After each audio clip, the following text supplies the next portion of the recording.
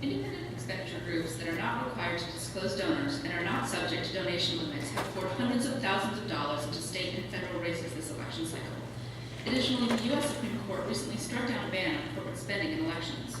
In light of the volume of money independent groups and corporations can spend, do you believe there needs to be any reform to campaign finance law? Yes, I do. I absolutely believe there needs to be reform to federal finance law. I am a huge advocate for people's First Amendment rights, the ability for them to spend their money the way they see fit. And today that's not the case. Today that's not the case in either most state laws or in our federal laws.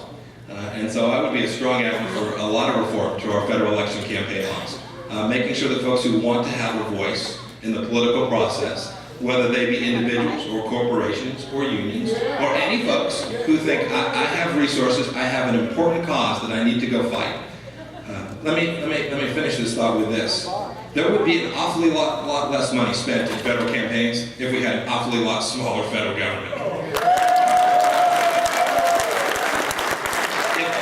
If it were not the case that so many important decisions about businesses and the lives of each individual is being made in Washington, D.C., the way that it is today, that all the fights take place on the Potomac instead of in our living rooms and in our school boards and in our churches.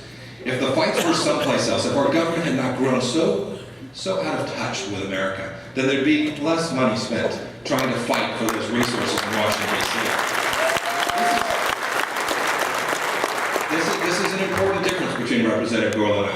He believes that big government has solutions for all that fail us. He truly does. And he thinks we ought to pass a law telling companies that they can't buy products from companies outside of America. That's what his argument suggests. He talks about these CEOs outsourcing jobs.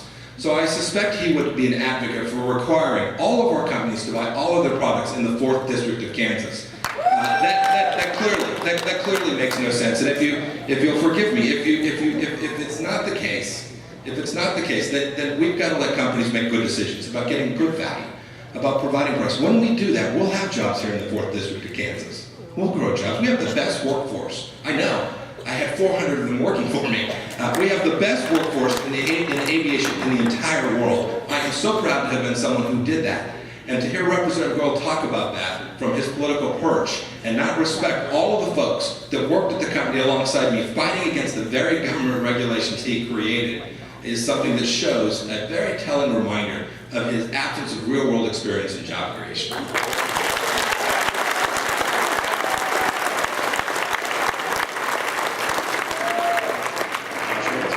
I believe the question was about campaign finance reform, and what I will tell you is this, that I absolutely believe that there is too much money in politics, and that you didn't hear my opponent talk at all about specific measures that could be implemented to curb this influence of money in politics. There's one moving through Congress right now called the Disclose Act. It's a bipartisan effort. I would support it because it would seek to reverse what I believe is one of the most destructive Supreme Court opinions in recent times.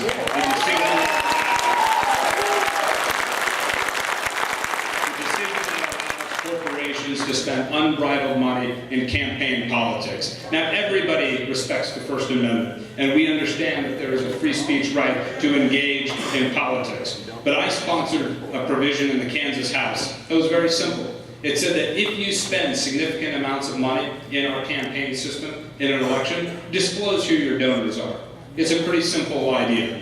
And we got that initially through the House, but then ultimately we couldn't get it through because of the special interests that have so much power in our political system. If anybody tells you that the special interests don't have too much power, don't believe them. Because I can tell you that it's not, that it is the case. They have too much power in our system. And I am proud to take on the special interest in my legislative and political career. I am a legislator who has never taken a free personal meal, trip, or gift from a lobbyist. When I first campaigned in 2006, people said, you can't do that. Because in Topeka, people just buy you things. That's the way the system works. Well, I'm proud to report that after 4 years, that that's not the way the system worked for me, because I do believe the system needs reform, needs fundamental change,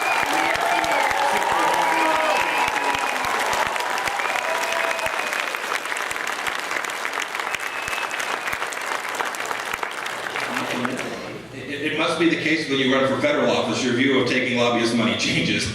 Because over 70% of the campaign receipts through June 30th for my opponent came from outside of the state of Kansas.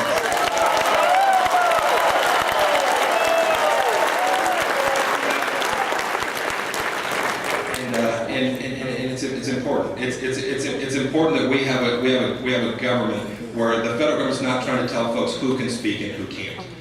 Representative Goyle talks about that being just corporations. He's telling you half the truth, as politicians are wont to do. It's also groups that you would associate with, folks that you would know, organizations that you care deeply about. It would be unions as well. All of these folks' rights would be trampled if the DREAM Act were to have passed, and I just think it's wrong.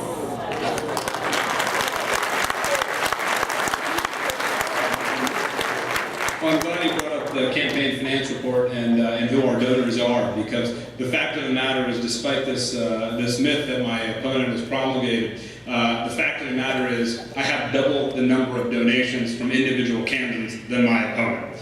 Now, maybe you believe that you don't count because your average contribution is a little less than his.